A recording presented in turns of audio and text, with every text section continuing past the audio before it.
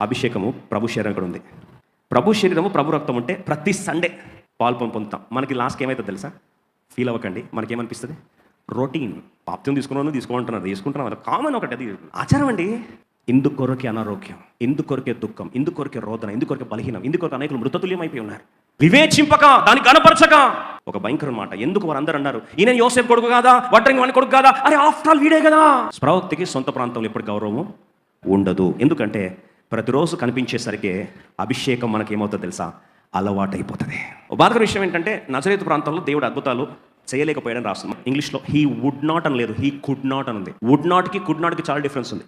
Would not అంటే ఇష్టమే లేదని, విల్లింగ్నెస్ లేదని ఏమంటారండి? వుడ్ నాట్ అంటారు. కానీ ఏమో చూడండి ఇంగ్లీష్లో, హీ కుడ్ నాట్. వారి అవిశ్వాసాన్ని బట్టి చేయలేకపోయాడు. ఒక మాట చెప్తాను, ఎప్పుడైతే అభిషేకానికి గౌరవం ఉండదో, అభిషేకం చేతగాని పరిస్థితి కాదు, ఆ అభిషేకం నీకు కార్యసిద్ధి జరగదు. అభిషేక్తుని మీద కానీ అభిషేకం మీద కానీ గౌరవం లేని రోజు అభిషేకము నీలో పని చెయ్యదు. ఇప్పుడు ప్రవక్తని కనపరచు వారికి ఏమొస్తుంది? ప్రవక్త బహుమానం వస్తుంది. నువ్వు ఎలా కనపరుస్తావో అలాగే నీకు బహుమానము వస్తుంది.